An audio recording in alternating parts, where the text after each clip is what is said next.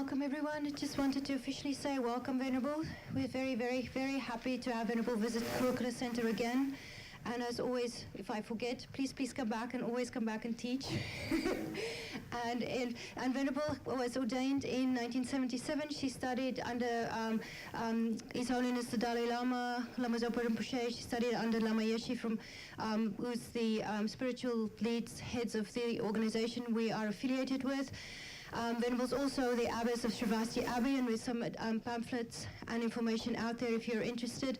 I have heard that all of us should definitely at one point make a mini pilgrimage out there. So that's on my bucket list. I'll get there one day. So again, thank you so much. Tonight, Venerable will be teaching on an open-hearted life. I meant to have the books here. You can find them on Amazon. I was just not organized enough to have them ordered, but I can highly recommend all her books. So, please treat yourself and do that. And that's it. I won't say too much. Thank you so much, Venerable. So this one is switched on.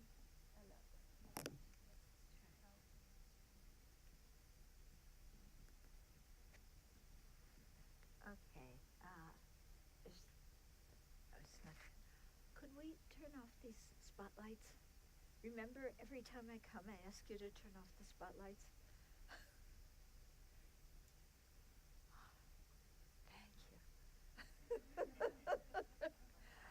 So I know it makes it harder to video, and people can't see so well, but it keeps me from feeling sick. So that's actually for all of our advantage.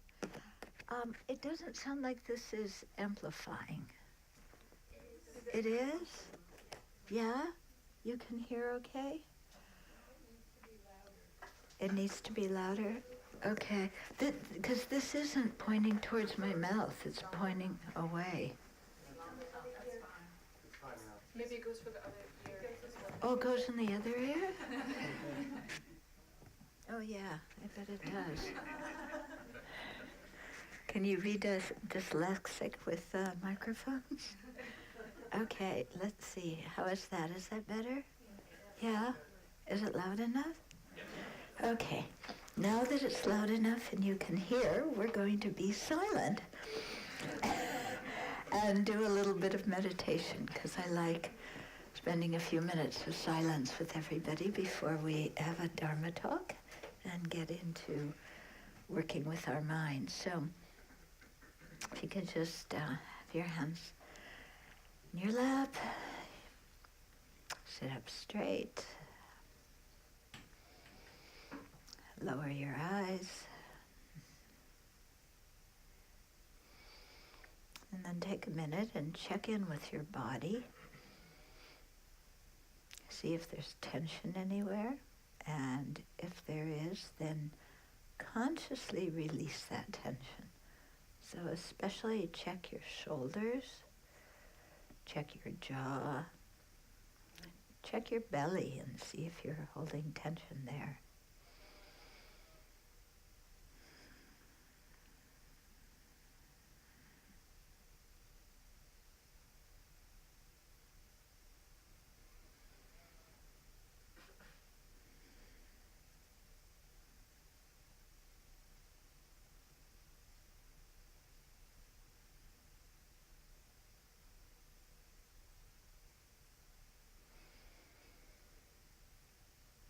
Then turn your attention to the breath, letting your breathing pattern be just what it is, without forcing, without deep breathing.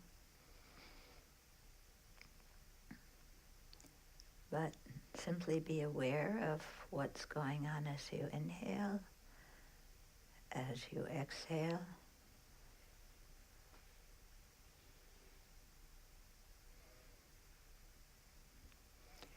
If you get distracted by a sound or a thought or a sensation, just notice that, but don't get involved with a lot of conceptualization about it. And instead return your focus to the breath. So your breath is like home, and if your mind wanders from breathing, bring it back home to the breath.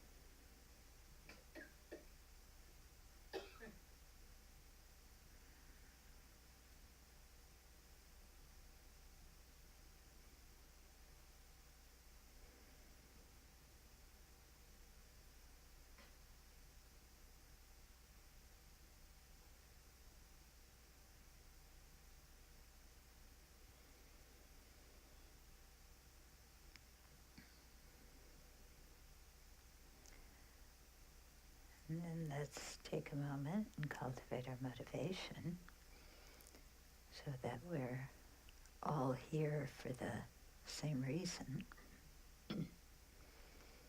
That reason being to learn about ourselves so that we can release and counteract our wrong conceptions and disturbing emotions,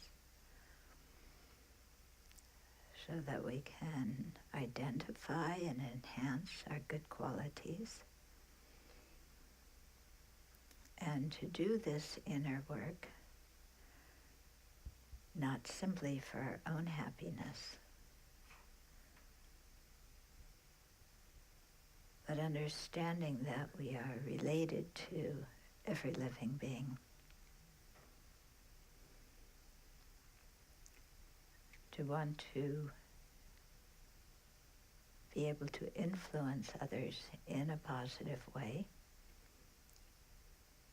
leading them on the path or benefiting them temporarily. And so seeking full awakening so that we can, from our side, be free of any impediments to doing so and have all qualities that, so that we can fulfill that aim. So take a moment and generate the bodhicitta motivation. And as impossible as it seems to think of benefiting all living beings, and still let's generate that motivation, that aspiration to be able to do so and have the wisdom to do that properly.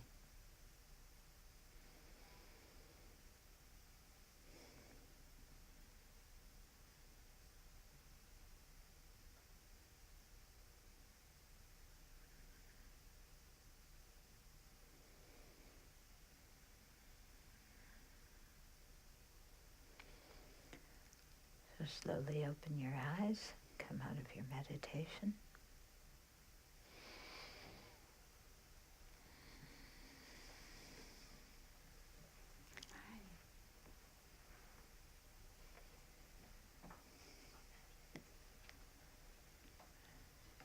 Are there a couple of extra cushions?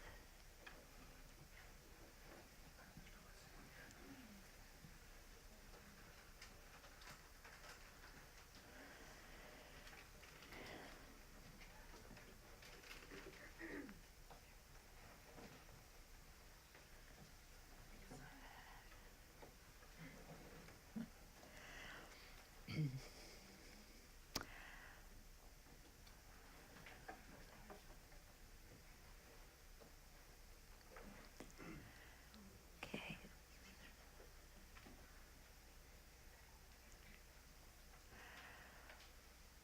So, we want to benefit all sentient beings. Sounds totally impractical, doesn't it? Yeah? What? Me? Benefit all sentient beings? No, they should benefit me. Yeah. Isn't that the way we think? Yeah? All sentient beings should benefit me. You may want to move up in here because I suspect people will be coming through the doorway. And I promise I won't bite if you move up closely. You could come here, and there's also, you could go over there. Yeah.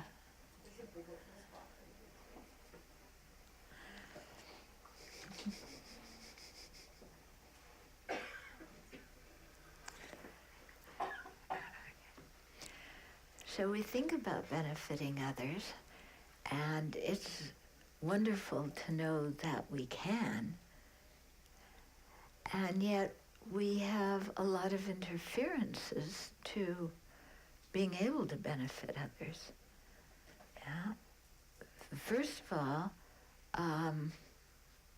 like I said, we think they should benefit us first. Don't you think so? Hello? Yeah? What is in your heart? Do you wake up each morning thinking, I want to spread love and joy and benefit all sentient beings? Or do you wake up each morning and think, oh, who do I have to deal with today? Who's going to criticize me? Who's going to not appreciate me? Which one do you wake up thinking?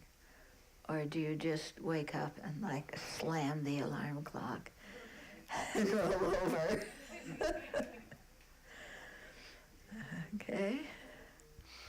So we may have this aspiration to be a benefit, but there's this thing called the self-centered attitude that gets in the way. Yeah? Because the first one we usually think about is ourselves, isn't it? Yeah? Don't we? I gotta make me happy.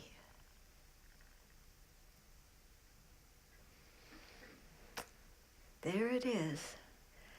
And we wonder why we're not happy. And we think the reason we're not happy is because other people, well, you know, they just don't get it.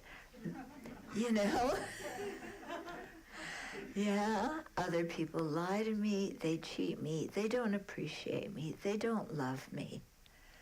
I work so hard and do so much, and nobody says thank you. Yeah? Anybody here feel that way? Yeah? Oh, only 7 or 8 of us feel that way? Yeah? So we have a lot of complaints about the world. And we think our complaints about the world are true. And that the world should really shape up and, you know, start meeting our needs and start behaving the way we think the world should behave. So we have lots of advice for everybody. Don't we? How they could improve? Yeah, some advice for your family. Yeah, if you have a partner, lots of advice for your partner. Even for your pet dog or pet cat, some advice. And who do we really have advice for?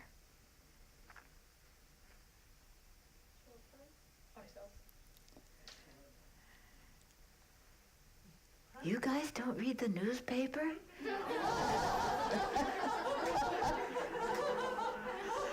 Yeah? What is our favorite object of, you know, contempt and advice? President Trump. Yeah. It's our prayers and our Congress. Don't you think? I mean, do you have some advice for those people? I have a lot of advice for them. Yeah? Any of you go to the March for Our Lives? Yeah? A few of you, good. Yeah, we have some advice for the NRA. Yeah? Do you have some, or maybe your advice is you want them to make bigger and better guns for you to buy, but I'm making an assumption here. Okay? But we have lots of advice for lots of people, and they don't seem to follow our advice.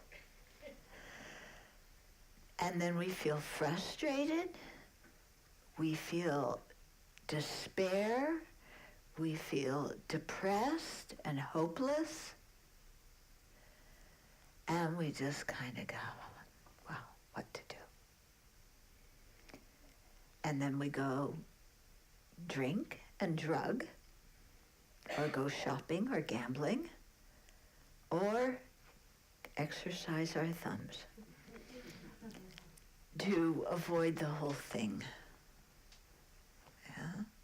It's painful, isn't it? Yeah, it's painful. And we come to Buddhism and we hear about having compassion for all sentient beings and wanting to attain Buddhahood to benefit all sentient beings. And we say, yes, compassion is wonderful. I want to have compassion for all sentient beings, except this one and that one. And having compassion for Trump, are you kidding? You know, who is it harder to have compassion for? Trump? Paul Ryan? Mitch McConnell? Maybe this new guy Bolton? Yeah? Maybe Pruitt?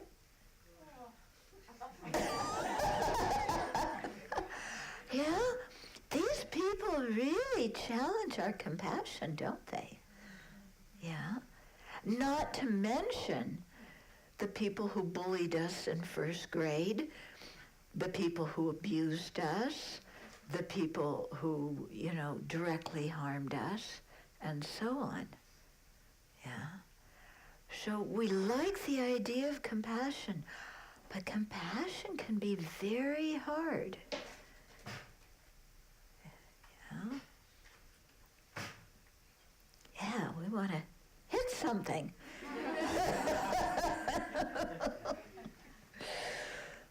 Okay? So, there's a lot to work on, really, to have an open-hearted life, a life that's filled with compassion, and to really understand what compassion means.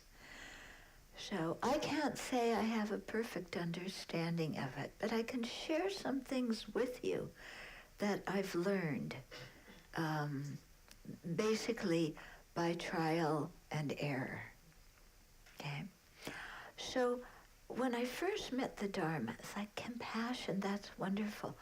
That means I will do everything that pleases other living beings.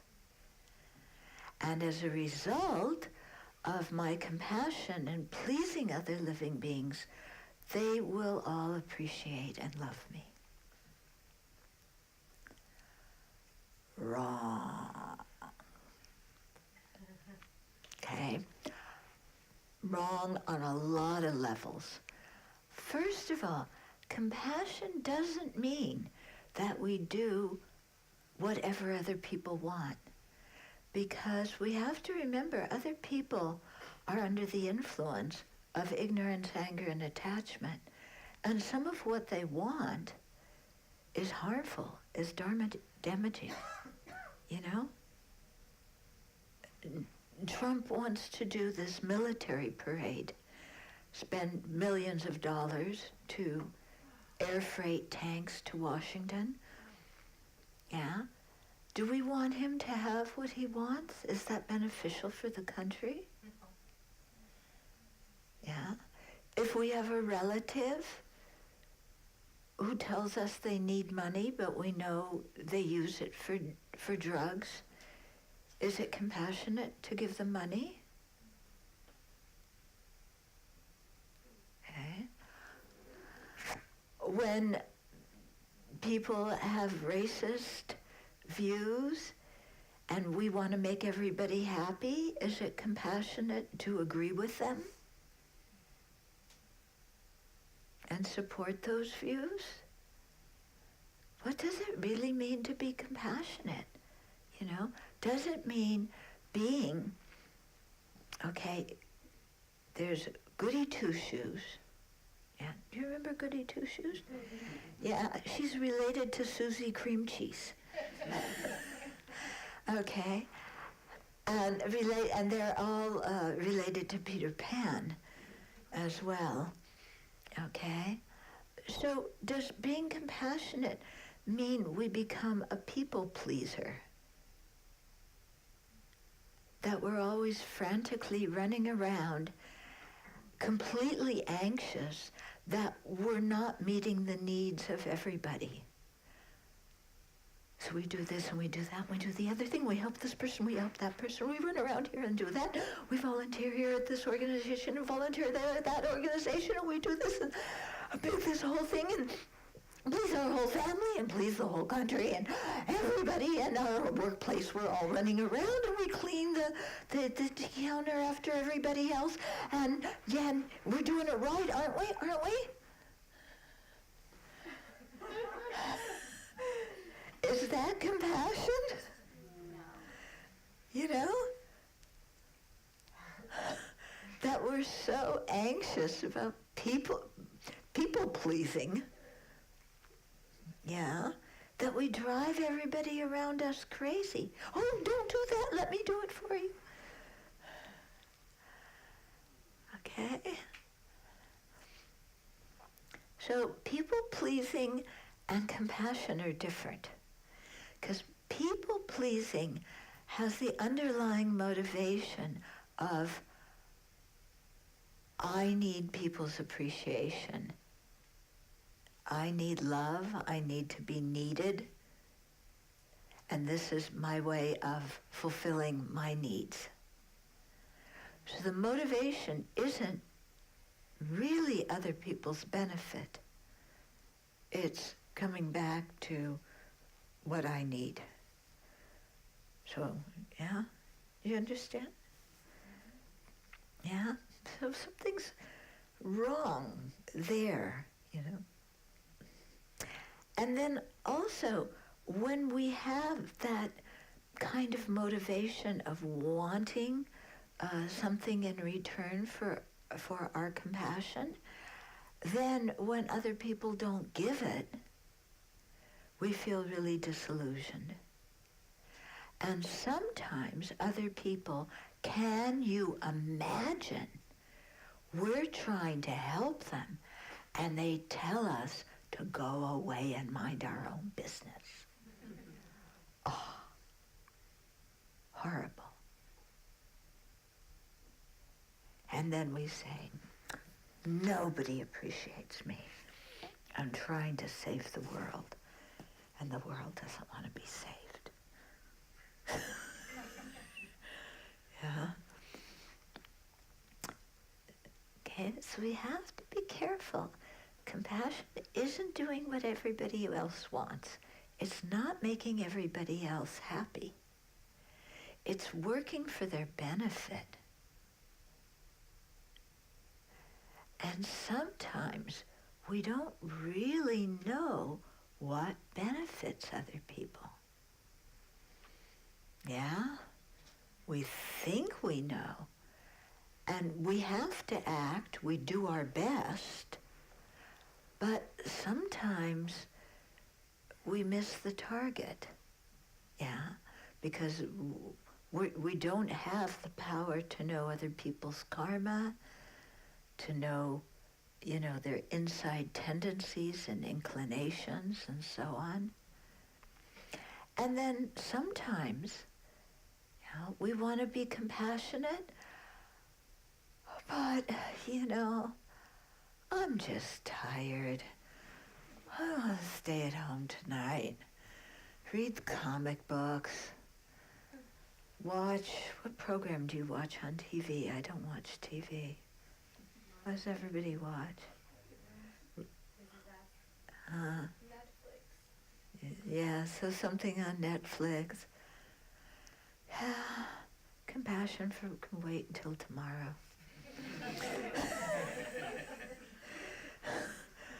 Okay?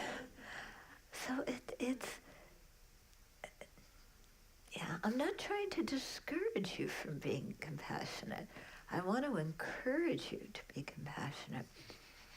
But to have an element of realism about our compassion. Okay? And I've discovered that sometimes being compassionate involves saying or doing something that makes the other person very upset with me. Yeah.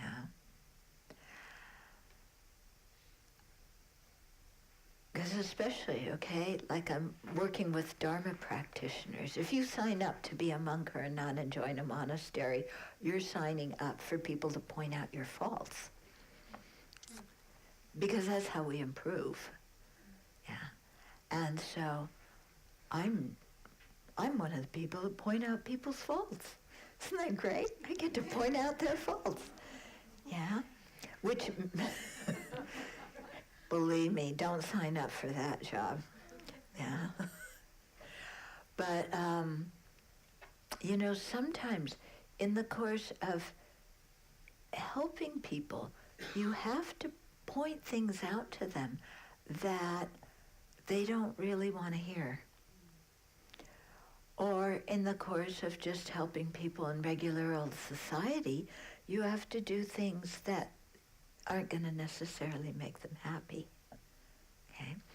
For example, one man came to see me once, and he told me that when he was a teenager, he got in a lot of trouble with the law, as teenage guys sometimes do. And he was just acting out, and he'd get busted and then go to court, and his mother would go there and bail him out, bring him home. And then he'd do some other stupid thing a few weeks later and go to court, and his mother would come and, plead with the judge to release him. And this went on for a while. And Mom was always saving him. Yeah, and bringing him home. And then one time, he was sitting there in court, and Mom said to the judge, he's out of control, and I can't handle him anymore. You keep him. And he told me he was shocked. It's like, how can my mom's abandoning me? She's not helping me. I got in trouble. Her job is to come and save me. And she's telling me to stay. I don't know if he was still in juvenile court or if he was, late teens and already in adult court. But he was not a happy camper and was quite upset with his mom.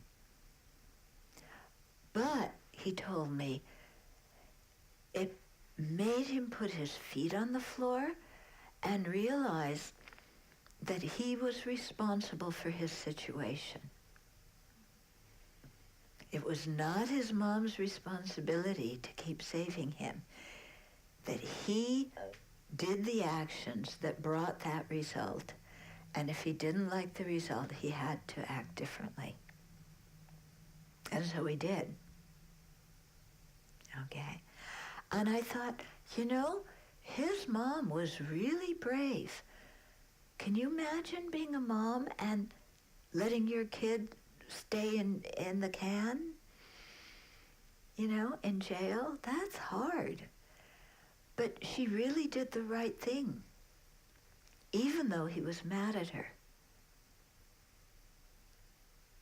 Because that's what he needed to wake up and take responsibility for his life. Yeah. My teacher in training me, I was talking with Venerable Rabina this morning. Some of you were probably here for her teachings. We're old-time friends. And we were sharing that for both of us, our teacher's way of training us was throw her in the deep end and let her figure it out. And that's what happened. We had different situations. But sometimes, being in really difficult situations and trying to figure out how to handle them with our minds going crazy with afflictions, and then eventually, sorting things out and finding our way through to some clarity, But at the time that we're in the difficult situation with our mind totally confused, yeah, we were thinking, why is our teacher doing this to me? Yeah, but he was doing it to help us.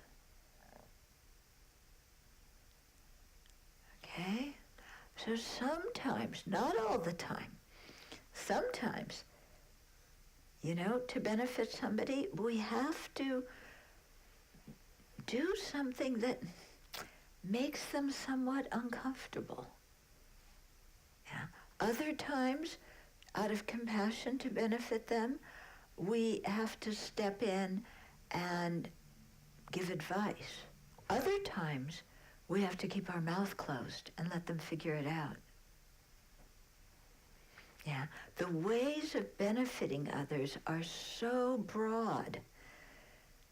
And to develop a sensitivity about what to do to benefit a specific individual it takes a lot of sensitivity, a lot of self-awareness, because I think the better we understand our own self and the way our own mind works, the better we can understand other people, but also to see how other people are like us, but also sometimes to see how they think in an entirely different way than we do.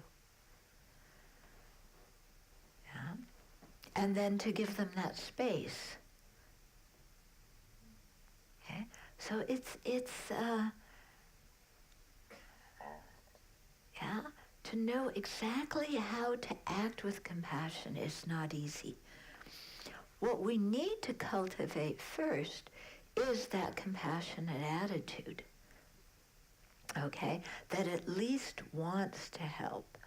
An attitude that can look at other living beings and see that the deepest thing in their heart is they want to be happy and they don't want to suffer. And in that way, they are exactly like us. They're no different. And so to really cultivate compassion, one of the first things we have to do is level the playing field in our mind. Because usually we have compassion for the people that we like, who agree with us, who praise us, who vote like us. We have compassion for those people. But people who are different from us, or even species that are different than us, animals, insects, yeah? Do you have compassion for the cockroaches in your house? No. No, I don't have any cockroaches because I spray the place. That's how much compassion I have for cockroaches. Yeah? But to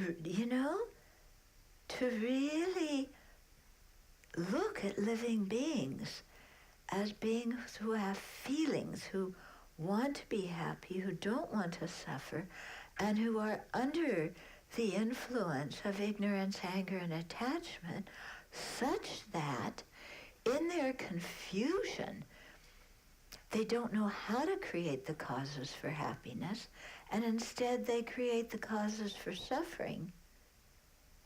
And the humbling part of it is, we do too. Because sometimes there's this thing with compassion where we place ourselves above others. Yeah? Those poor slobs. Yeah. Uneducated, backward people who can't think straight. Yeah. And they're like this with all their wrong ideas. Yeah. So I don't have compassion for them. Yeah. I have compassion, like I said before, people who agree with my ideas, the people who encourage me when I feel down, who praise me, who talk well about me to others, who make me happy, who give me presents. I have lots of compassion for those people. Yeah, when they face difficulties. But when the people who interfere with my happiness, who tell me I'm a jerk when they're the ones who are jerks, they aren't worthy of my compassion. Yeah? Or, like I said before, I have pity for them. Yeah, these poor people, their minds are so, they don't have a precious human life. I have a precious human life. Because you know, a precious human life isn't just any human life. It's one that has all the conducive circumstances to practice the Dharma. And most people on this planet don't have that opportunity. But I do. Yeah. Yeah, there's the 8 freedoms, the 10 fortunes. I have all 10 of them. It comes from all 18. It comes from all the good karma I created in my past life. So I have a precious human life with the opportunity of making great progress on the path and becoming a Buddha and having gobs of compassion for all people, especially those people who cannot get their lives together. And then we pick on our favorite group of people, okay? So you might be the person who says, what is it, a few years ago, it was the, what did they call that? Welfare queens, right? Yeah? So we have so much compassion for all these people on welfare. Yeah, or we have so much compassion for, whatever group, all the recovering Southern Baptists. Yeah, I've met people who told me, I'm a recovering Southern Baptist. So we have so much compassion for those people because they're, like that. Shantideva gives a very good example, really showing what compassion is and how different compassion is from pity, okay? Because pitying people, those poor slobs who can't get their lives together, who I am going to save because I'm so full of compassion.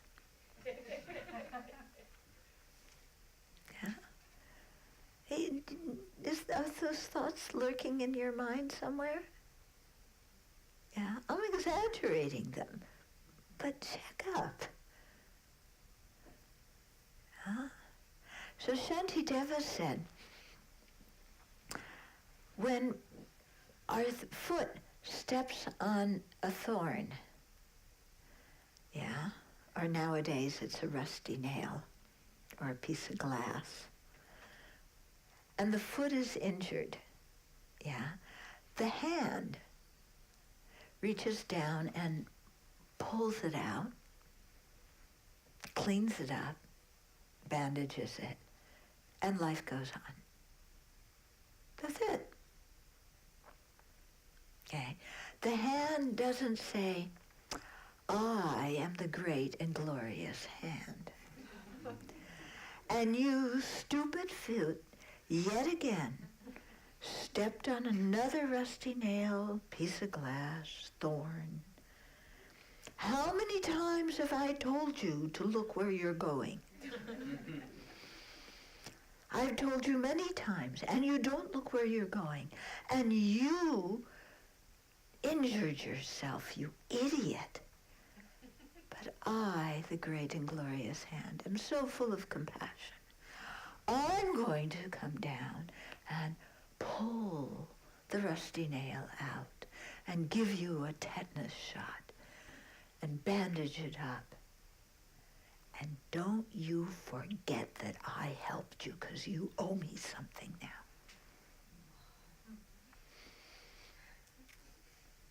Okay? Yeah, that's sometimes the example of helping others. Yeah, is that helping others? Is that compassion? No, not at all, is it? Yeah. Why does the hand with the foot just automatically help the foot and life goes on and there's no big drama? Yeah. What's going on that gives the hand that ability? Yeah. Because the hand and the foot are part of the same organism.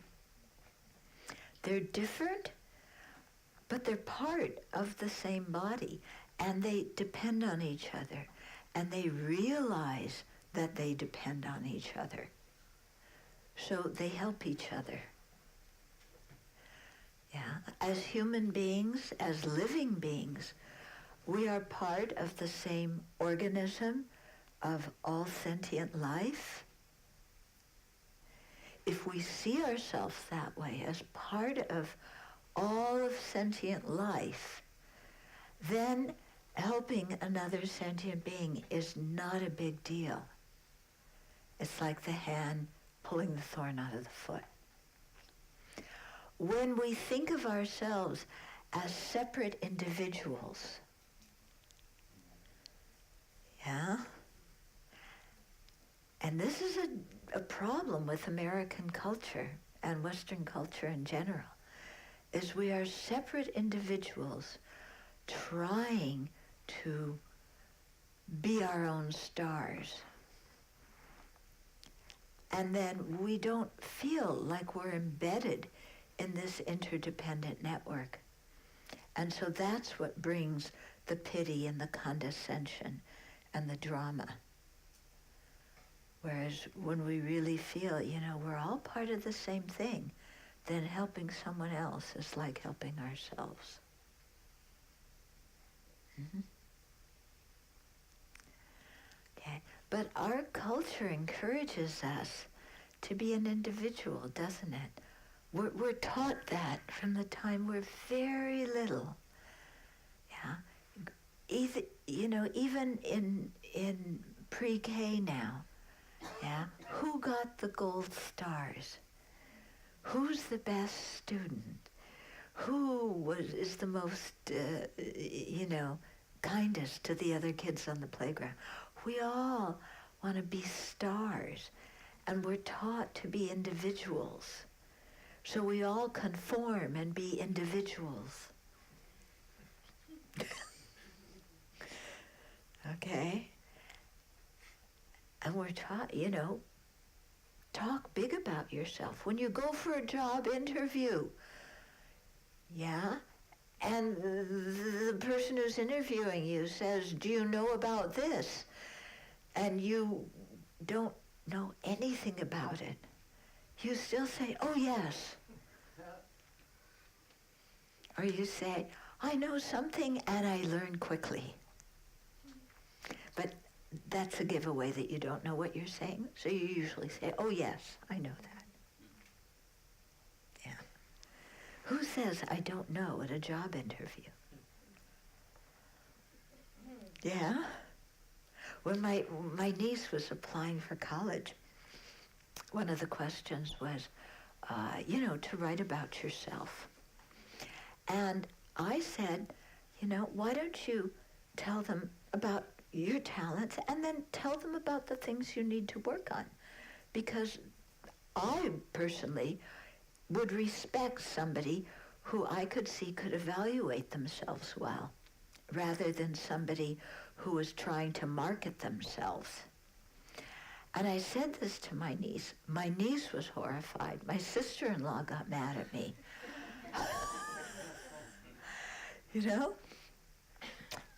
And because all the kids, you're trying to market yourself and sell yourself as a product. And it's horrible. We aren't products. We aren't something to buy, that we have to convince other people that, of our unique ability. So I don't know. Something's wrong with our culture that we emphasize that too much. Yeah?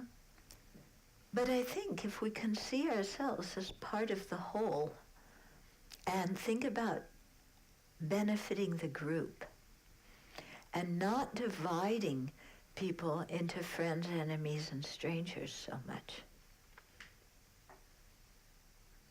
Yeah. And especially with the people that we think of as enemies, which could mean anybody that we don't like. Okay? Somebody once came to me, this was years ago, way before the last election, and somebody came and said, I have a real problem. How do I have compassion for Republicans? Yeah? They were really sincere. Yeah? So how do we have compassion for people we disagree with? Yeah? Do you have compassion for Trump?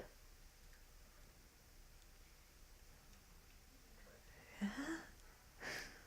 How about for Putin?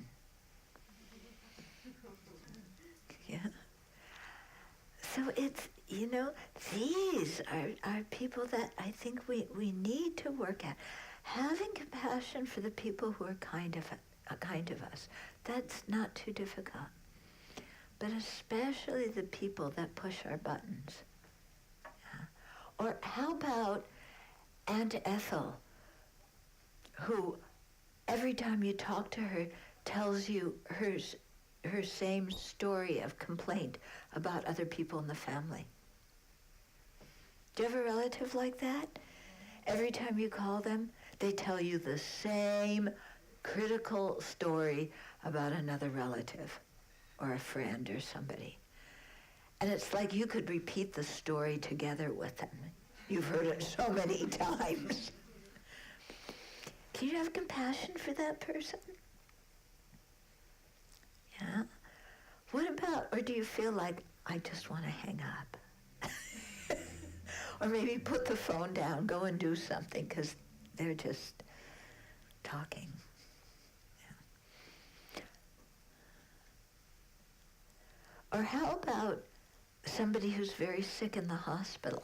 Does it push your buttons to go in the hospital and see somebody who's very ill or somebody who's injured? Does it make you, do you shake a little bit inside, like, this could happen to me? Yeah. Or you go in the hospital for somebody who's terminal, and you find reasons not to go because it's scary to go, because it reminds us of our own mortality. So we all have these kinds of areas, yeah, where we protect ourselves from what feels uncomfortable. Yeah. So we use our book of 1,008 excuses. Yeah.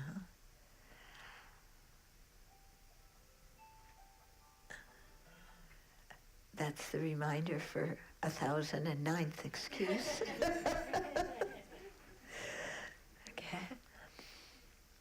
So to really, look at what our sensitive points are, and why do these things push my buttons? What's going on in me that frightens me about this? And learning to see where we're holding something, where our attachment is, where our self-centered mind throws up the protective wall or the aggressive dog to go chase somebody. Yeah.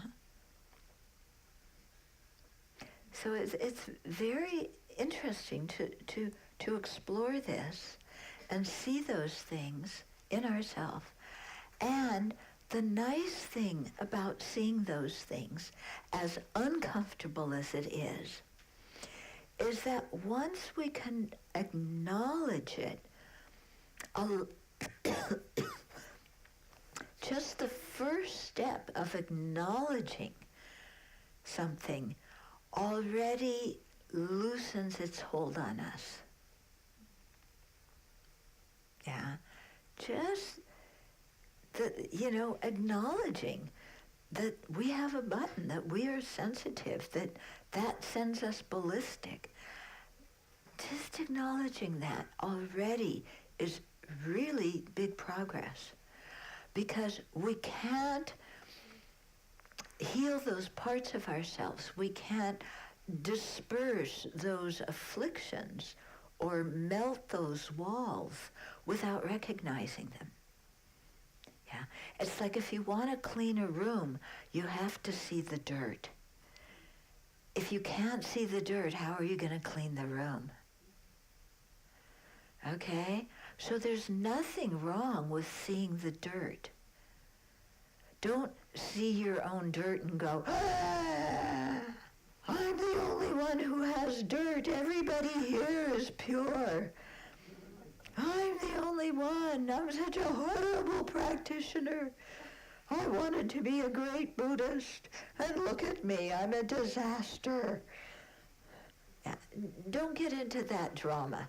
That's, that self-loathing, self-criticism is just more self-centeredness. Yeah, guilt is just self-centeredness reincarnate. Because who's the star of the show when you feel guilty? I'm so terrible, I'm so bad. No wonder nobody loves me. I messed everything up. The marriage broke up and it was all my fault. My kids turned out so weird, it's all my fault. I messed everything up. I am so powerful I can make everything go wrong. Yeah, just a little self-centered, huh?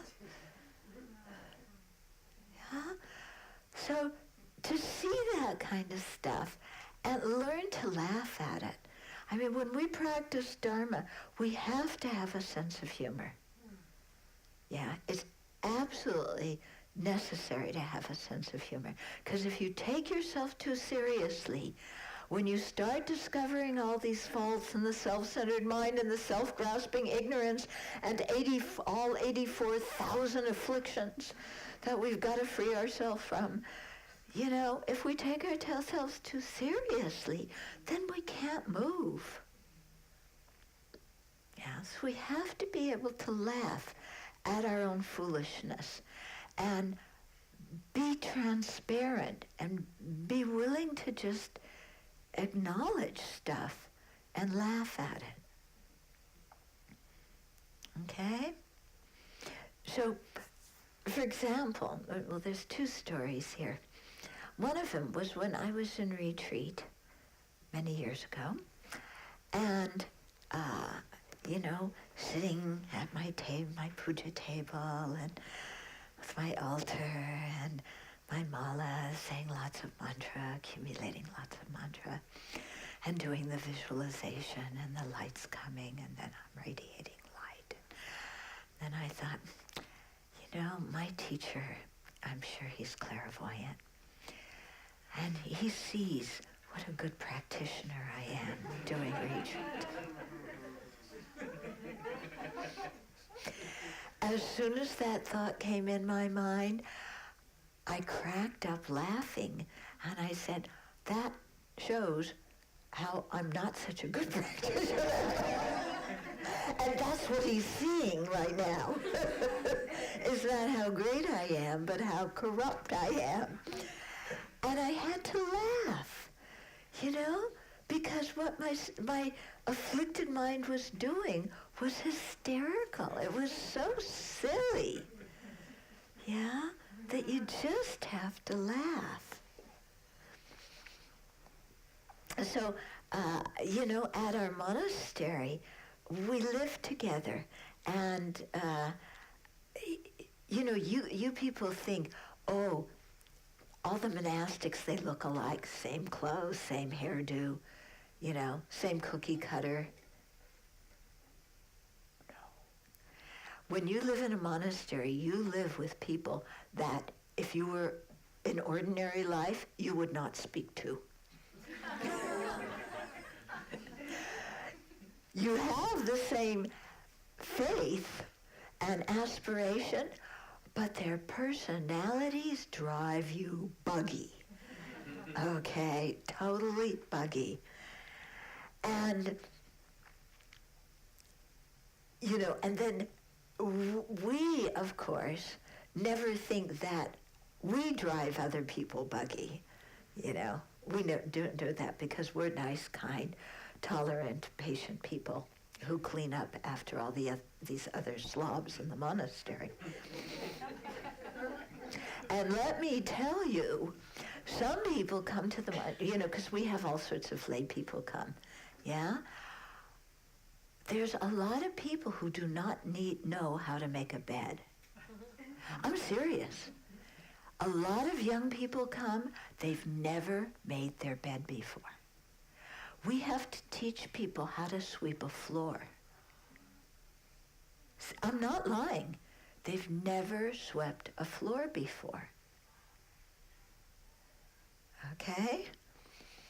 So, these people haven't ordained yet. By the time someone ordains, they've mastered sweeping the floor and making their bed.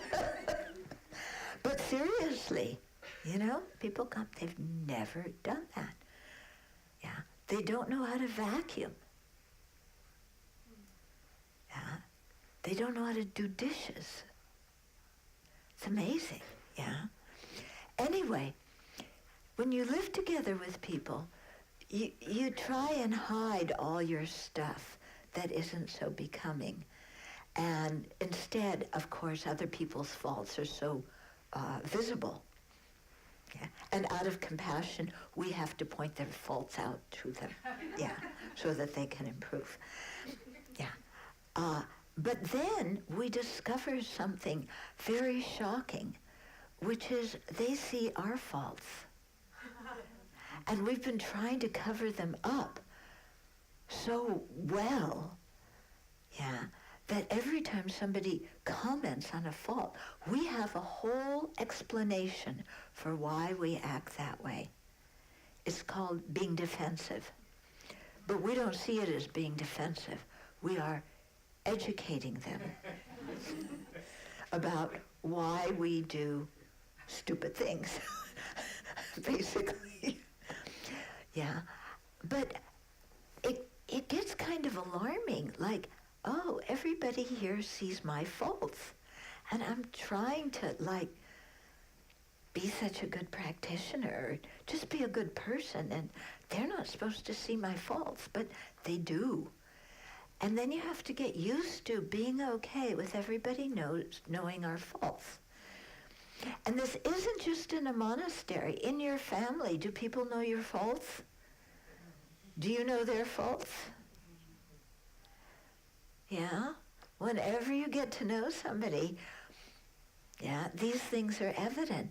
But we have such a hard time being transparent and admitting that to other people.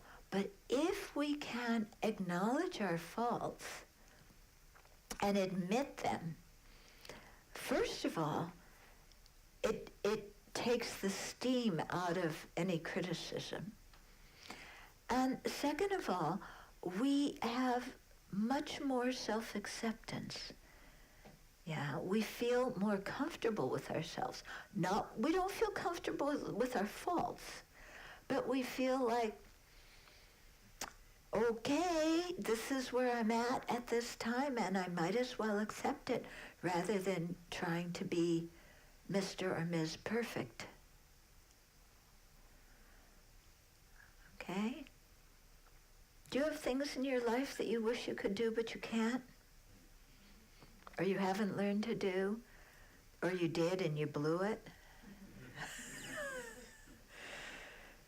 Yeah? One of my big things, one of them, was I never learned Tibetan. Can you imagine that? I never learned Tibetan. And it's a hindrance. And my friends speak Tibetan. You know, I look up the ordination, because we sit in ordination line, or order. Up those, all my friends, who are senior, they know Tibetan. Even the ones who are junior know Tibetan. I never learned Tibetan. I could spend a half an hour telling you all the hindrances I had and why I never learned. Yeah, so that you'll feel sorry for me.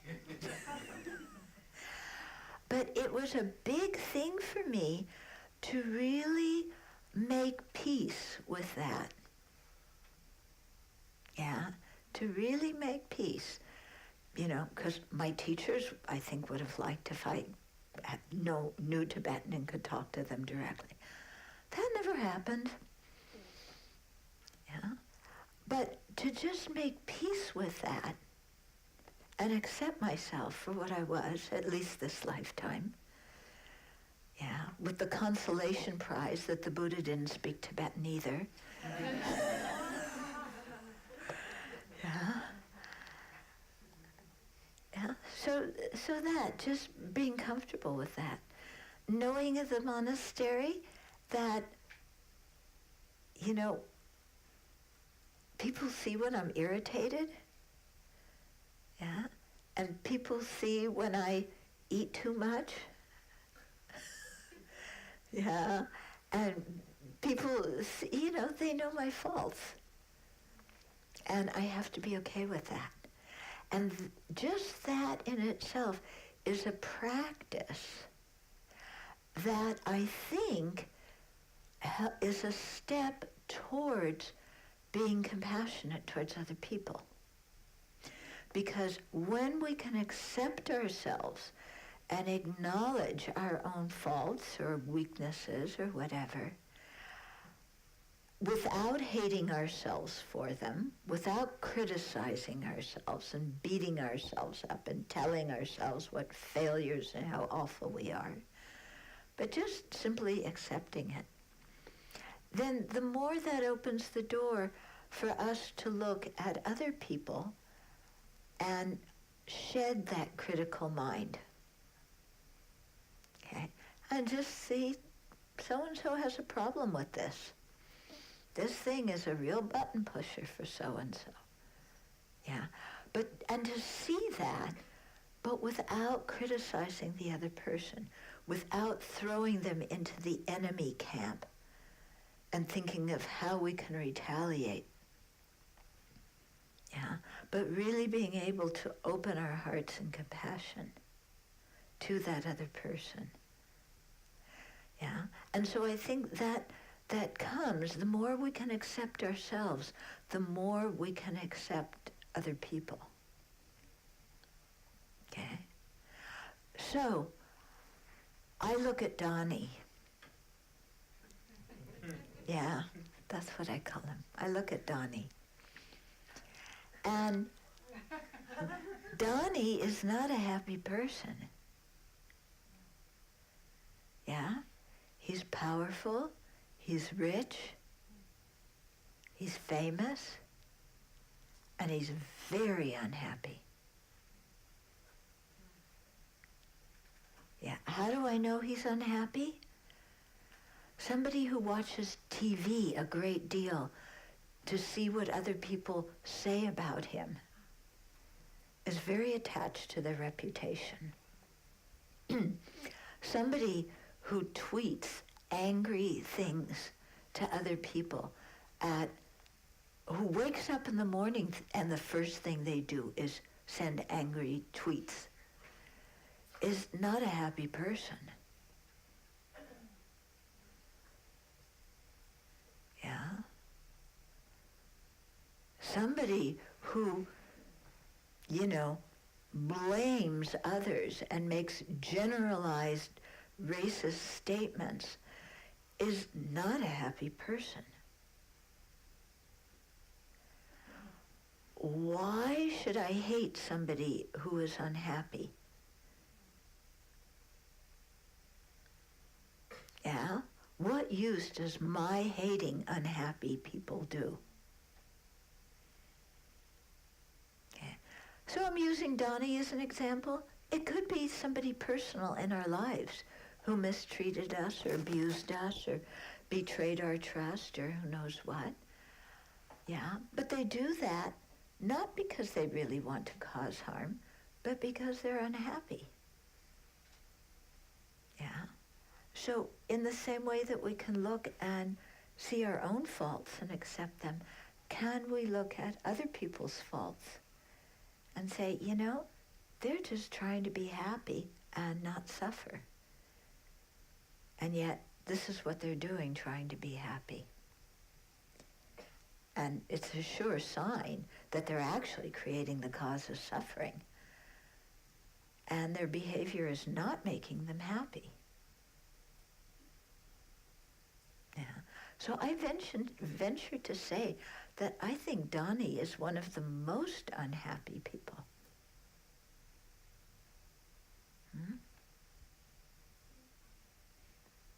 When I think about, you know, what would it be like to be him, to have that personality? Whoa. You know, painful. So, you know, when we can understand the people that we usually would throw in the enemy category and understand their suffering, then there's a chance for compassion to arise. Yeah? And compassion just means, may they be free of suffering. So, like I was saying, when we wish somebody to be free of suffering, it doesn't necessarily mean that we wish them to have everything they think they need.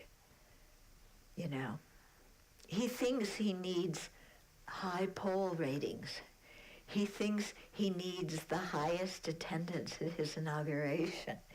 He thinks he needs, you know, lots of people cheering and saying Trump, Trump, Trump. He doesn't need those things. When I have compassion for him, I don't wish him that stuff, because that stuff is totally meaningless.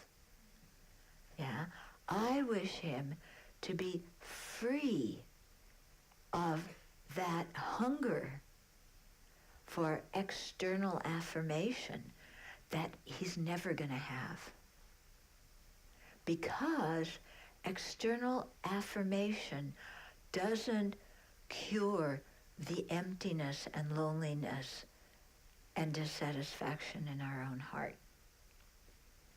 What I pray for him is that may he be free of the ignorance, anger, and attachment that causes that incredible emotional neediness.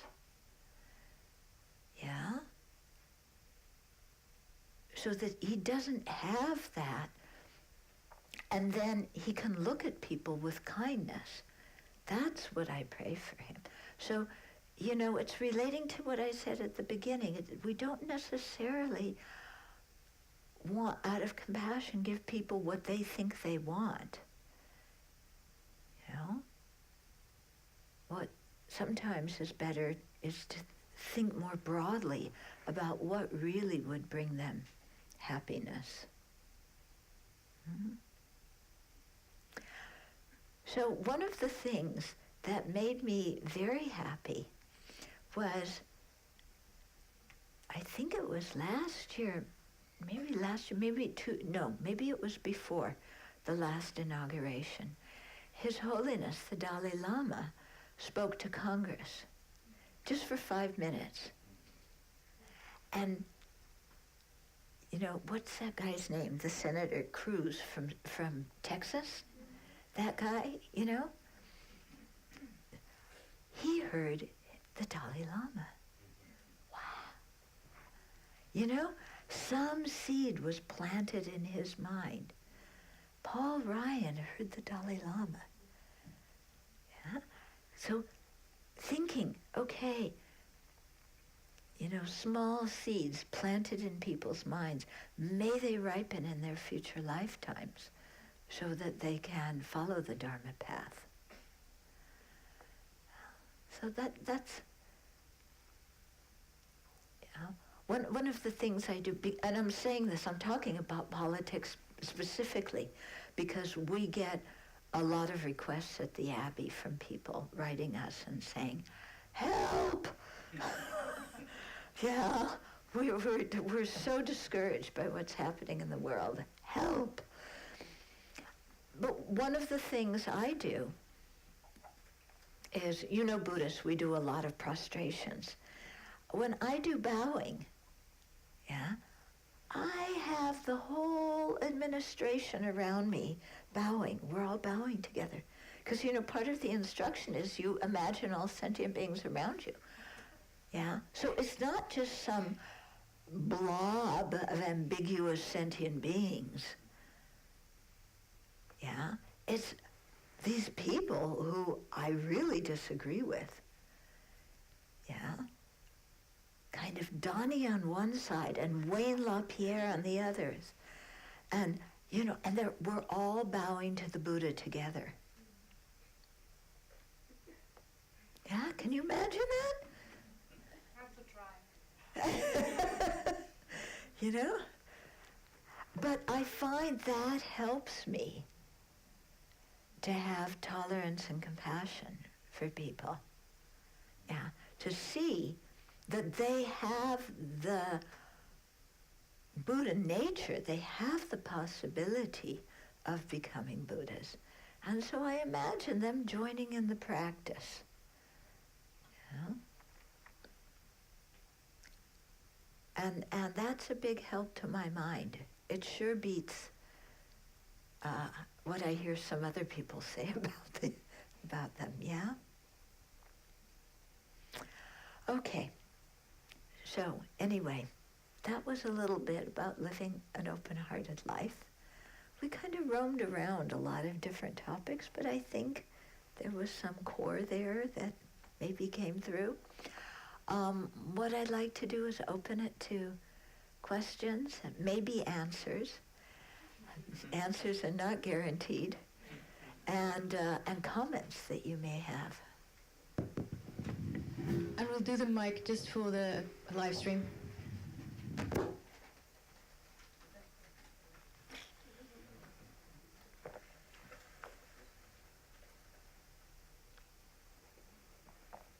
Please ask your questions now, because many people, they come up after the teaching to ask their question, then the line goes out the door. Yeah, so ask your questions now. Yeah. So I was thinking about when you were talking about how we have these lists of friends, lists of enemies, lists of neutral folks, and that we should work to cultivate a mind of equanimity, that our culture as a whole has, groups that we consider worthy of our compassion, groups that we consider unworthy of our compassion, groups that are neutral, and so on. And then when you talked about Donnie, I thought about how, at least for one segment of our society, he's definitely in the group that does not deserve compassion.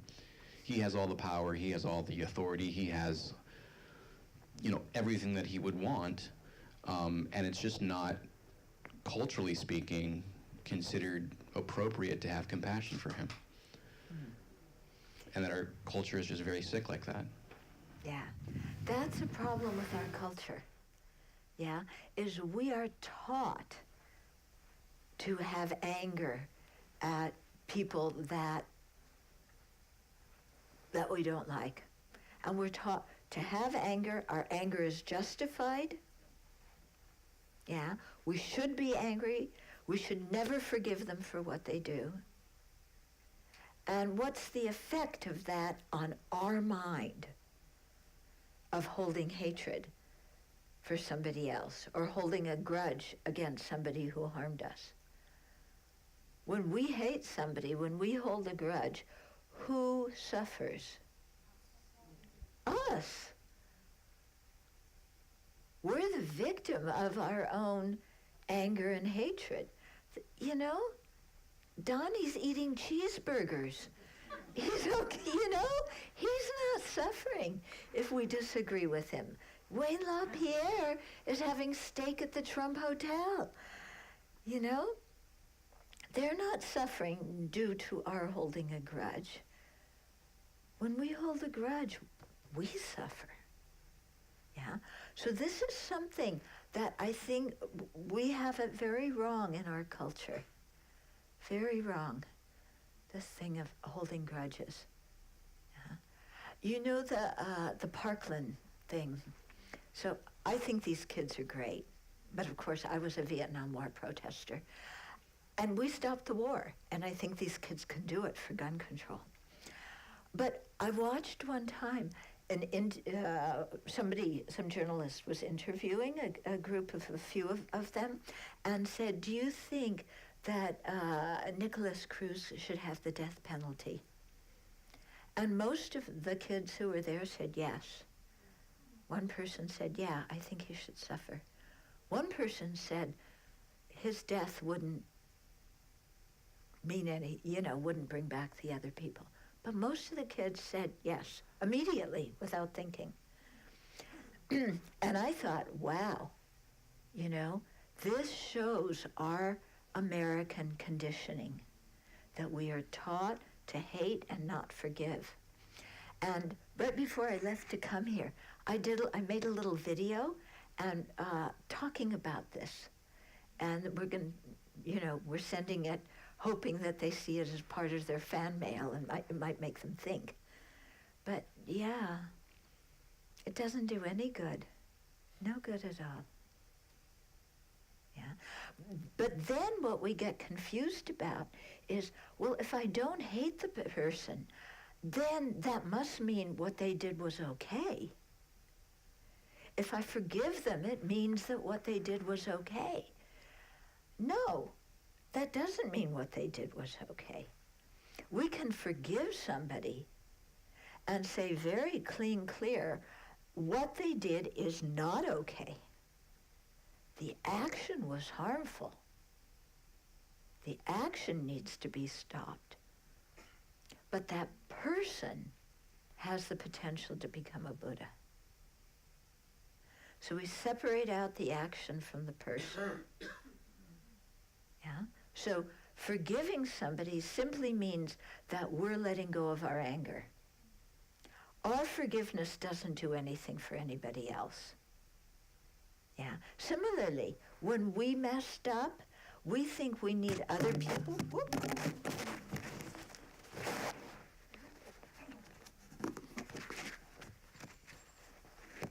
Yeah. When we mess up, can you hear me? We think we need other people to forgive us. We don't need them to forgive us. We need to forgive ourselves. We can't make anybody else forgive us. Yeah? And nobody else can make us forgive them. But when we see the disadvantages of grudge holding and vengeance, we want to forgive because we want to set our anger down, because our anger is poisoning our life. And we can still say that action is wrong. Okay? So forgiving doesn't mean what the other person did was right. And forgetting what they did, the meaning of forgiving, we hear forgive and forget. Sometimes forgetting is not so smart. Yeah, when you look at the Holocaust or genocide or other things, do we forget those? No, we need to remember them. But we forgive the people who did them while remembering the actions so that we can be sure as a society we don't repeat it. Okay? Yeah. Here, he has the mic. Maybe I shouldn't be saying this, but Go ahead. I was a teacher and I worked in the New York City school system for a few years, and it's really gotten worse since then. I mean, I was able to do that then, and I look at it now, but as soon as this happened, and I've been through every massacre and looked at everything, and even the one in Newton, Connecticut, which I thought was a really sweet town, I just thought of the mother, because she had brought him up with guns. But in this case, I immediately thought that they put him out there alone. His parents had passed. He was with adoptive parents who weren't really very functioning. And instead of following him up, they could get rid of him, take him out of the school. There were 3,000 students there, but there should be something in our system that makes them follow up each of those people they take out, because he's just wandering around in this turmoil he's got, and nobody's with him. So I was wondering, but that's just a solution that I thought of. I mean, I don't want to think that about execution or no execution. Yeah, no, prevention is But definitely better. I'm not the one to write that kind of article, and I was just wondering if there were any psychologists, psychiatrists, teachers who have showed this, that he was just put out there all alone. Yeah. No, like there's a everybody lot in of discussion the world. about that in the press. Mhm. Yeah, that he fell through the cracks in the system, that there were lots of warnings, but the police didn't follow up on the warnings, the social workers didn't follow up. Yeah. This kid was not taken care of. And look what happened. Yeah.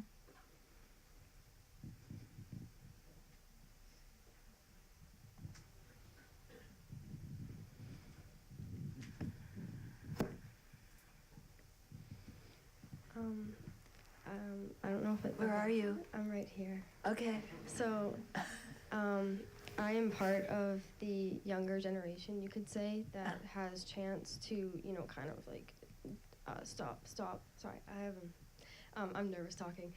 That can kind of go against the NRA. And what she had specifically said is something that stuck out to me, because I have always believed that school systems especially have lacked in mental health.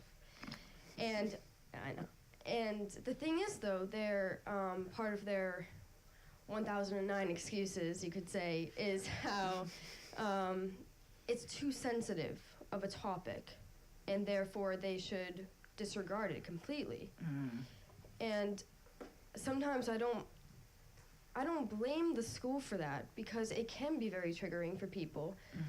But there are instances where, with the shooter in Parkland, that everything she was saying was completely true, and I feel as though sometimes the school does need to reevaluate and recheck, because they don't know the potential. They don't know how badly students here are suffering, and it's almost as if we have a trapped voice. So we can't say it because they tell us not to. And what you had said... You mean if the students tell, like the principal, or tell the school psychologist, they tell you not to say that about a student who you can see has mental problems? Yes. I mean, they'll take it into consideration, but most of the schools don't even have school psychologists. And if they do, they're very under the radar, you could say. And so...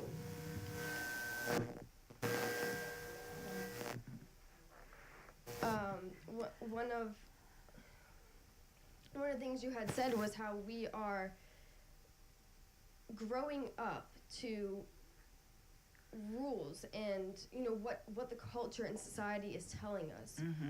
As part of the younger generation, I kind of want to know how we can go against that, because I see very much in my day and how I have even become a part of the society that wants to be at the top. It's a very competitive. I know that natural selection is within our blood, and how we feel as if, the weakest just die off. And it's kind of something that I think we should open up to more schools and more people, of how you should break away from this. And not have to necessarily follow their standards. Definitely. And I think one of the nice things about when you become as an adult is there's the possibility to reevaluate what you've been taught, and to figure out, because when we're kids, people teach us all sorts of things, and we can't think clearly about, is this correct or not? But when you get to that age, then you can think, oh, I learned this and that from my family, from society. Is that true? Is that the way I want to live? And then you can say to some of it, yes, and some of it, no. You know, I think the way the society is conditioning us is incorrect. And then you stand up and talk about it. And there's a number of people who are doing this now. I mean, what you talked about, natural selection, you know, and thinking, okay, the powerful people rise to the top and the other people fall to the bottom. You know what His Holiness, the Dalai Lama, talks about? Instead of survival of the fittest, survival of the most cooperative. Yeah, and really, it's true. If you look at it, and what he points to is the ants and the bees, and how they all cooperate for the good of the whole anthill or beehive. They don't compete with each other, they cooperate. Yeah?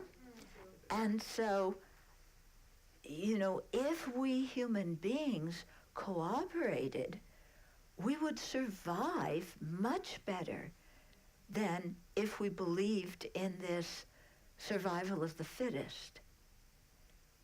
Yeah? So, you know, why don't we question that? Why do we, you know, we're taught survival of the fittest. We just believe it. Is that true? Is that true? The competition makes everything better. I personally think it's a bunch of baloney. Yeah? And I'm very much for this, you know, let's go. Because, see, this is this whole thing about if we're individuals, then it's survival of me. But if the whole society can't survive, being the top dead one in a dead society doesn't do you much good. Yeah? If we could cooperate, then we all survive and we all thrive. Okay? So I think, you know, you people who are young, there's a lot of people talking about different ideas now. And His Holiness has a group of people at Emory University who are working on an educational program to teach compassion in the schools. Secular ethics program, right? Yeah, but actually an active compassion program, too.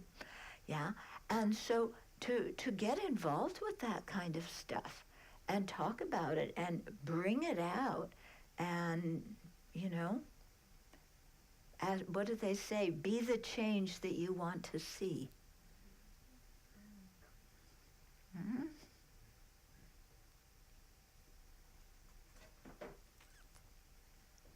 Yeah.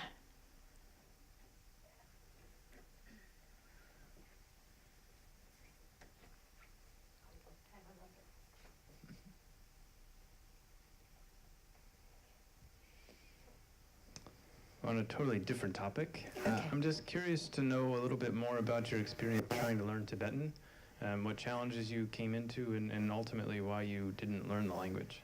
Oh, you want to hear my half an hour rationalization? Basically, because I was amongst the first people who kind of met Tibetan Buddhism. Nobody knew how to teach Tibetan language, so it was difficult to find a teacher. When I had a teacher, then I didn't have a visa. When I had a teacher and a visa, then I got sick. You know, living in India. So there was always things coming up, you know, and I tried. Yeah, but I can't hear the difference, you know, Tibetan alphabet. Ka, ka, ka. You know, chikpere. It sounds that the letters sound the same way. Yeah, ka, ka, ka, ka, ga. You know? And then I went to Tibet, and, you know, okay, Lhasa speaks this way, then I cross the valley into Pempo, totally different accent. Then you go here, and then somebody in Kham, you know, they pronounce their guz like juz, and So, you see, it's all the fault of the Tibetan language that I don't learn.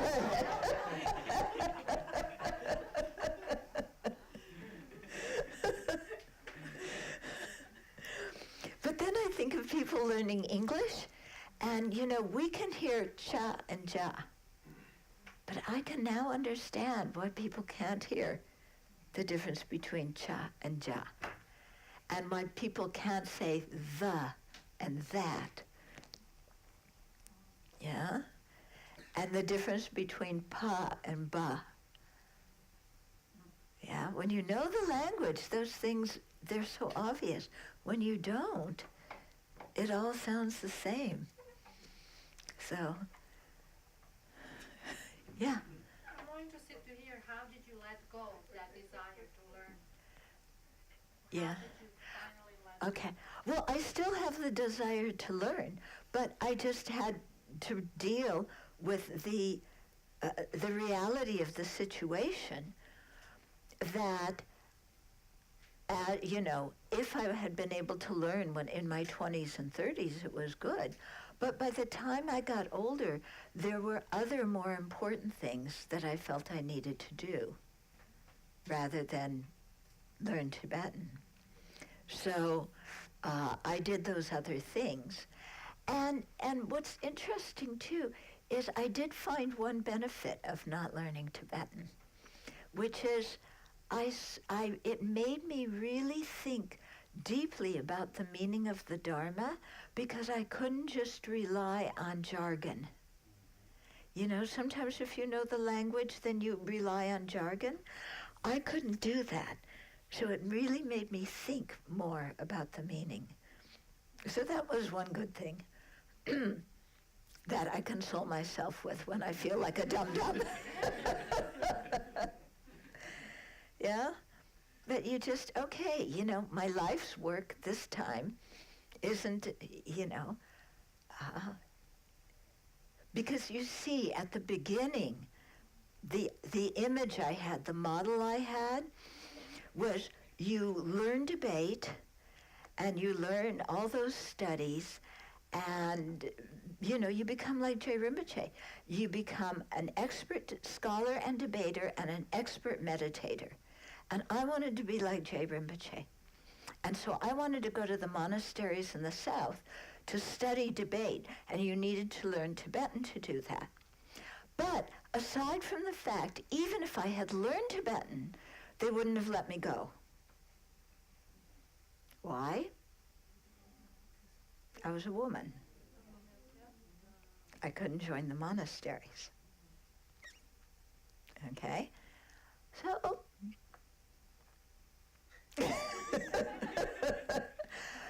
but you know what? Looking back on it now, I think it's actually good I didn't do that. Yes, I would have loved to do it, and I'm still interested, and I would love to do that. But I think I probably would have become really arrogant. Yeah? I do. I think I would have become very arrogant. And so it's probably good that I didn't do that and that I got kicked around a lot. You know? Made me more humble. Hmm?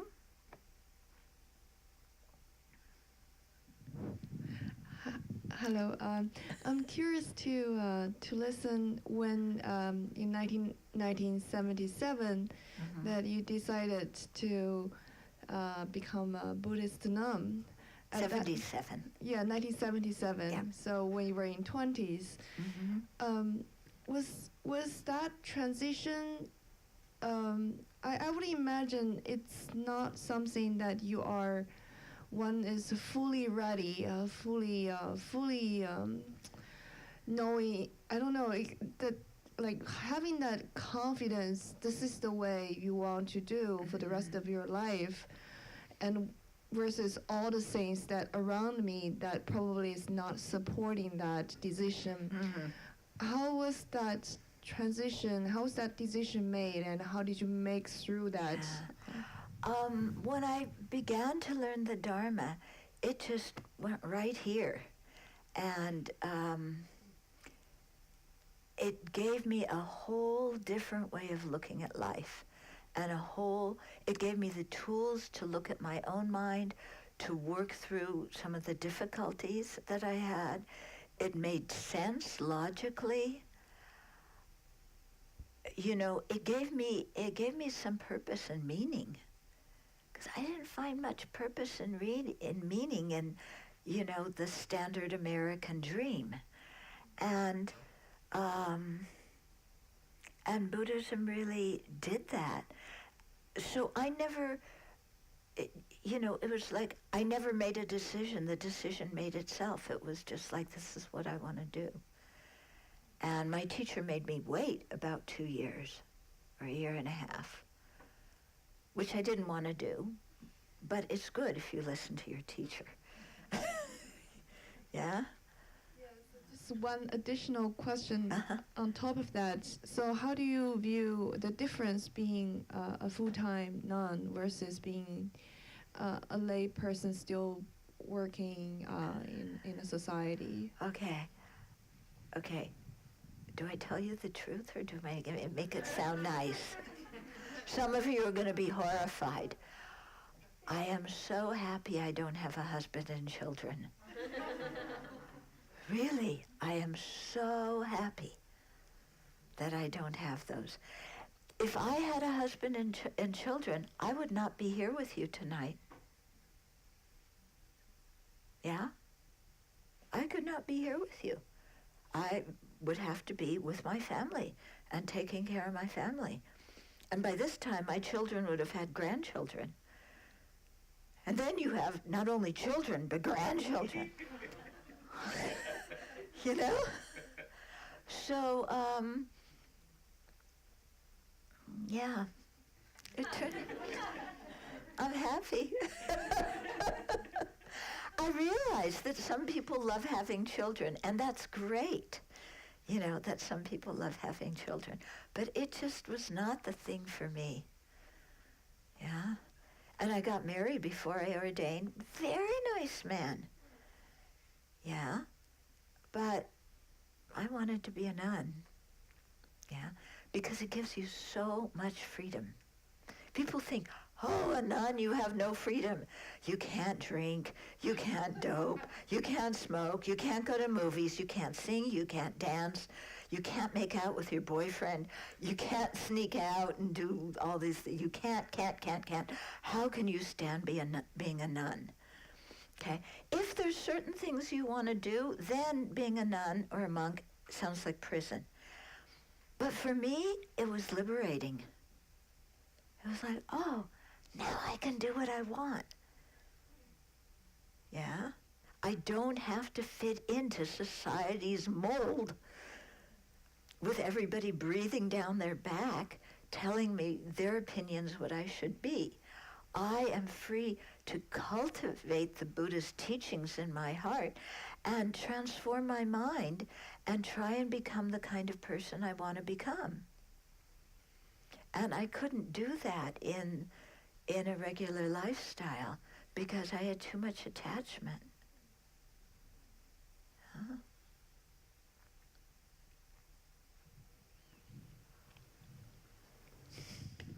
Yeah. Okay. So maybe this is about to get a little personal. Uh-huh. But more recently, the theme of communication has been coming up. Mm-hmm. And wanting to be very honest with other people and have that reciprocal relationship. So when other people are not doing it very well, very easy to look at the other person and say, hey, it's okay if you don't want to, like, I don't know, if you don't want to hang out or if you don't want to speak, I just need you to tell me that. It's very easy in that regard. Mm-hmm. However, on the other end, so for example, someone whose company I don't particularly enjoy Mm-hmm. approached me and was interested in hanging out. And I wanted to express myself honestly, but I didn't want to say, hey, I don't like you. I don't think we should hang out. Yeah. And I was wondering if you had any insight or advice as a being. Okay. Yeah, you definitely don't want to say that to somebody. Okay, that's really not so cool. Okay. Nagarjuna in Precious Garland, he has a very interesting understanding of telling the truth. Telling the truth has to come from a good motivation. If the motivation is to inflict harm or somehow selfish, even if what we say is true literally, he doesn't consider that the truth. Yeah. So in those situations, there's a couple of things you could do. One is just be very polite and find a way to exit. Another way is to give yourself the assignment to talk to people that you don't usually talk to, that your instant reaction is dislike, and say, I'm going to find a topic of mutual interest that I can have a good discussion with this person about, even if it takes me a while. But it's very interesting. I did this one time when my teacher had a big 3-month thing with lots of people, lots of monks and nuns there. And I told myself I was going to talk to everybody and have a good discussion with everyone. Whether I like them or not.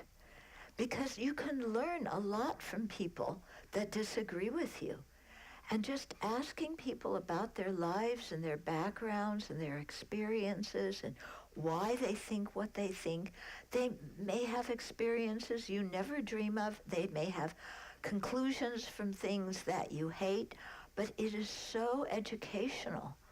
And you learn so much from talking to those people and listening and not arguing,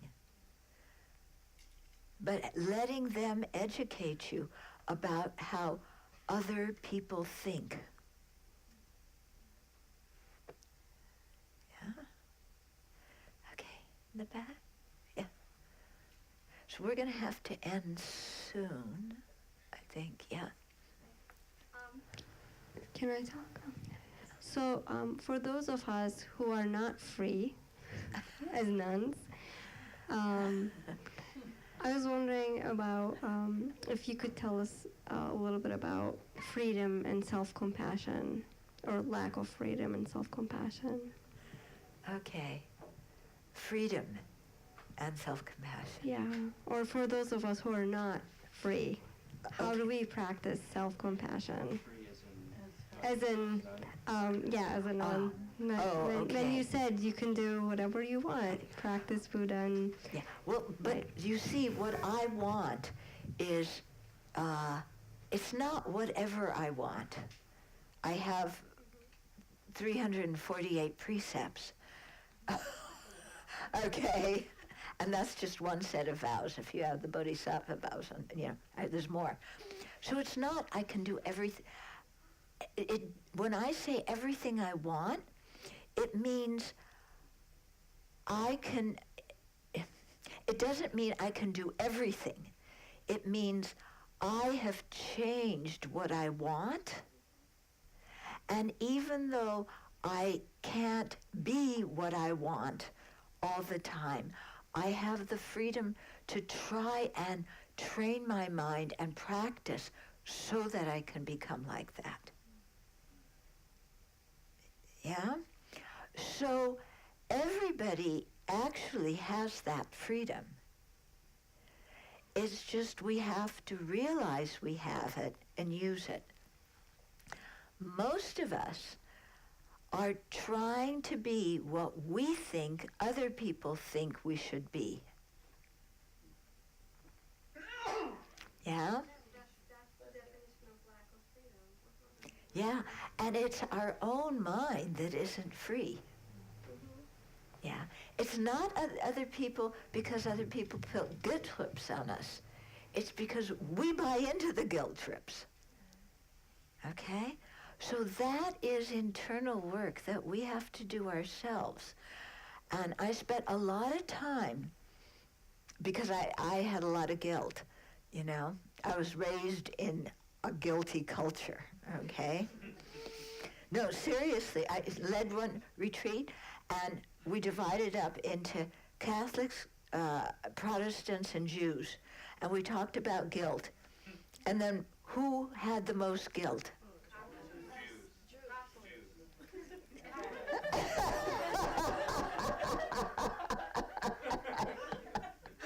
Okay, you see, nobody's saying Protestants.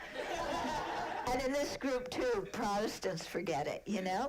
So it was a rivalry between the Jews and the Catholics. Yeah? So I grew up Jewish. I know that we have more guilt than the Catholics. But my Catholic friends say just the opposite, the ones that grew up Catholic. Anyway, you know, maybe they're tied. I'm not sure. Okay? But I spent a lot of time thinking, what is my responsibility and what is other people's responsibility? Because when you feel guilt, you take responsibility for other people's feelings. Like what they feel is my responsibility, but we cannot control what they feel. Okay? My actions are my responsibility. How other people interpret my actions is their responsibility. Because I can have a rotten motivation and somebody can think I'm being kind and like me. We know how to do that, don't we? We know how to pull the wool over people's eyes. And sometimes I can have a good motivation and somebody completely misunderstands, or I push their buttons and they get really upset by what I say. So I can't really control what people feel. That doesn't mean I become insensitive, but it means I take responsibility for my actions. And if I have a harmful intent, I have to acknowledge that and change that. Even if I know with my manipulative mind, I can convince people to think well of me. I still have to change that because that's not being true to myself. Yeah. Similarly, if I think I'm responsible for everybody else's feelings and I feel guilty, I should be able to make my mother happy and my father happy and this person, that person. And you know what? Whatever you do, you're never going to make everybody happy with you. Yeah, it is impossible to make anybody totally happy with us. You could do 17,000 backflips and they'll still find something to complain about. Yeah? So our thing, I think, is to have a very firm, solid sense of our own ethics. You know, learn Buddhist ethics, really think about those things, cultivate an attitude of non-harmfulness, and as much as possible live according to that. And we can't control whether other people like us or don't like us. Yeah, we can't.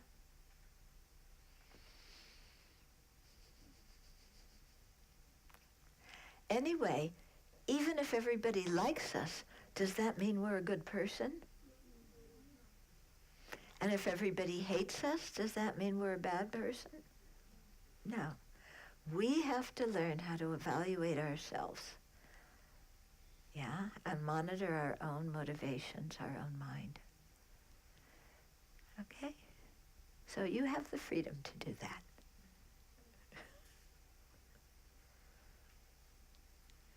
Oh, yeah, you had.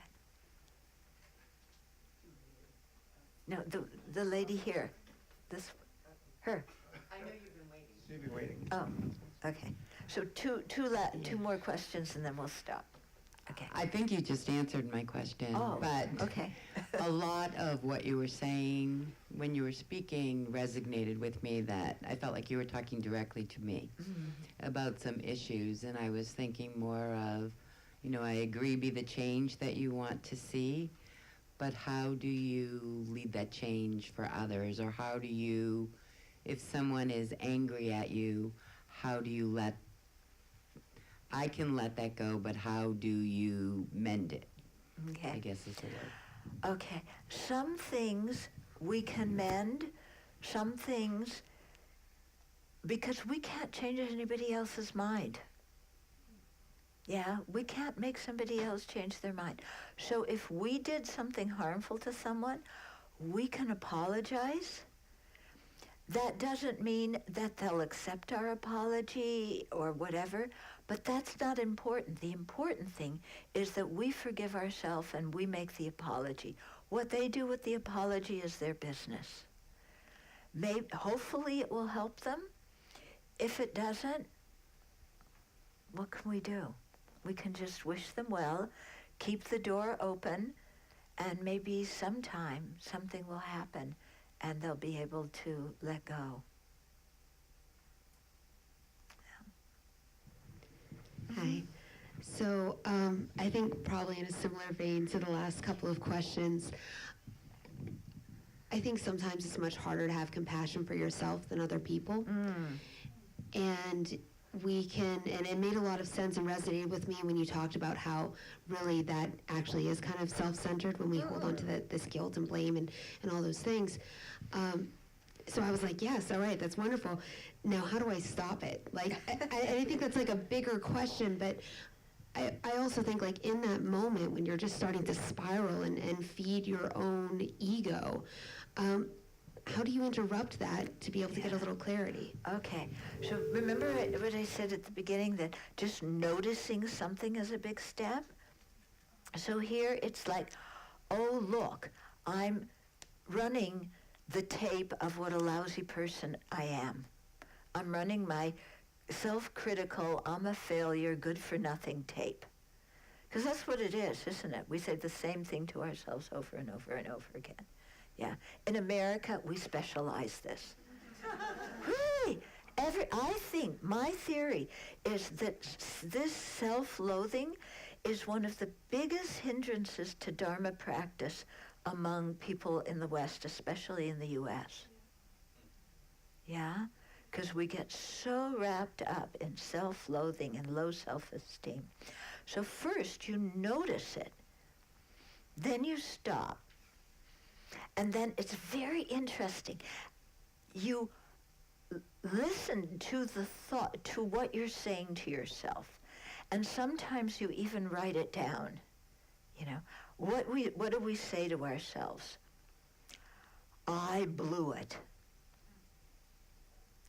Okay? I totally blew it. I lost the opportunity. I was too stupid to see what I could do, and I did something really dumb. No wonder I'm a failure. That sound familiar? Okay, so then you look at that statement, yeah? I'm a failure. Is that true?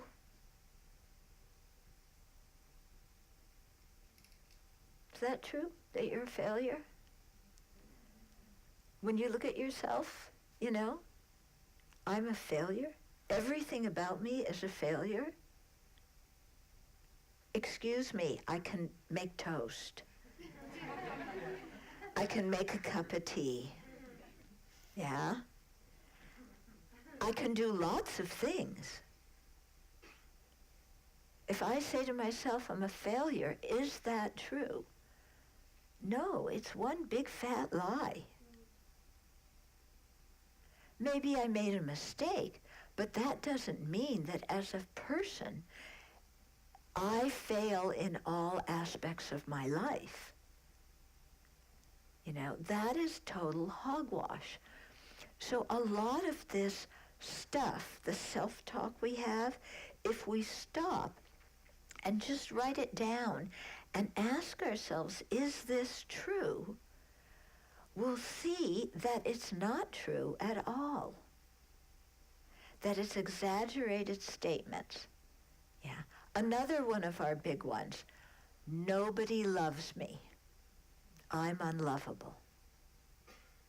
Something's wrong with me, and nobody loves me the way I want and need to be loved. Yeah. I am inherently unlovable. Yeah? And you stop and you say, is that true? That I'm unlovable? Is it true that nobody loves me? Nobody in this universe loves me. Is that true? Yeah. That, again, is a bunch of BS. Excuse my French. It's not true. We all have people who love us. They may not love us in the way we want them to. They may not show their love in the way we want them to. But they love us. If we could open our eyes and our hearts and see and accept the kindness and affection from others, all of us would see that other people do love us and care about us. And we're blocking it out. And we're saying, if you really loved me, then you would fly to the moon. No.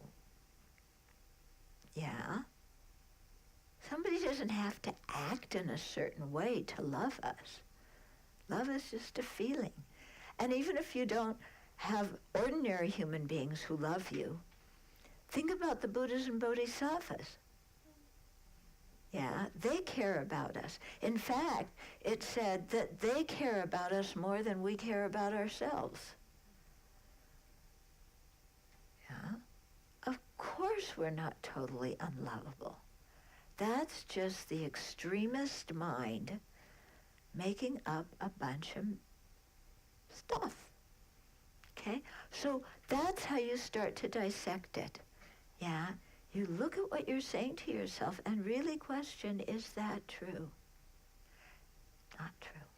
Can I have a quick comment? Sure. It's okay. I can hear my voice. So one of the things that, I'm personally someone who has dealt with depression for 6 years. I'm still currently dealing with it. Mm-hmm. And this is going to get personal, but I spent 3 months in 4 different hospitals. Mm-hmm. And one of the things you learn about, and it goes towards, kind of how to dissect it, is when you look at a thought, when you start to say, is this true? People categorize thoughts as good or bad. Mm-hmm. But thoughts that they categorize as good aren't necessarily good. An example being that you could have a surgeon say, wow, I'm the best surgeon in the world. I bet I could do an operation while drunk. That's a positive thought, but it's not good. So that's when you have to take the thought and you look at it and say, where is this going to get me?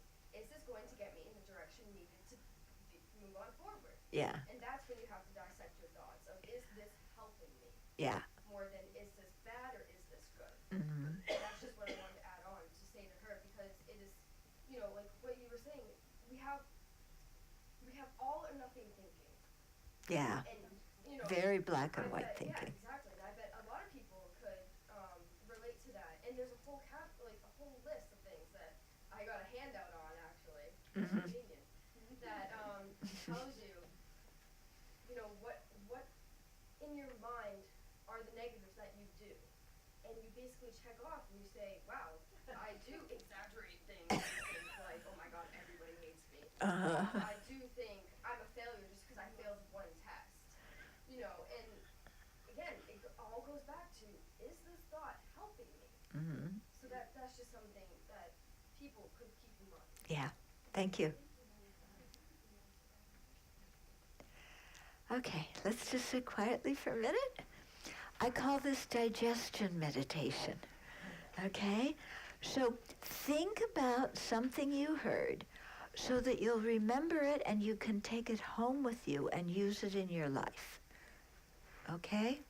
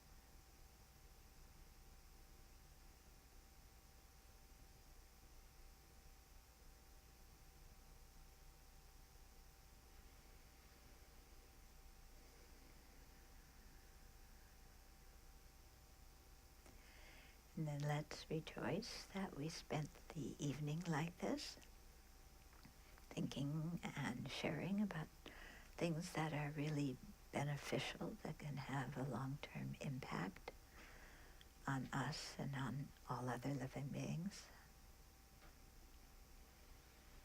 So to rejoice at what we did, to rejoice at the merit, the positive potential, the good energy that we created as individuals and as a group.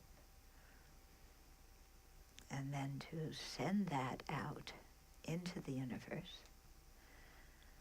You can even think of like a light radiating from the middle of your chest, sending all the energy that we created together out to other living beings, and thinking that as it touches them, it pacifies the burning flames of their disturbing emotions.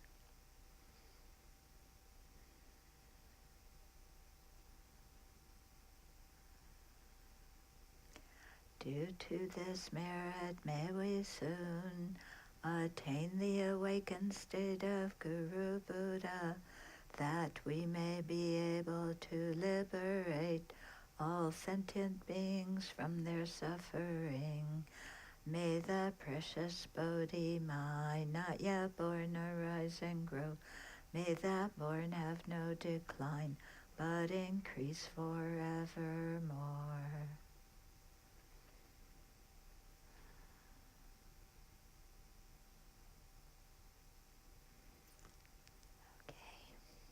Thank you all very much. And you're welcome to come visit the Abbey.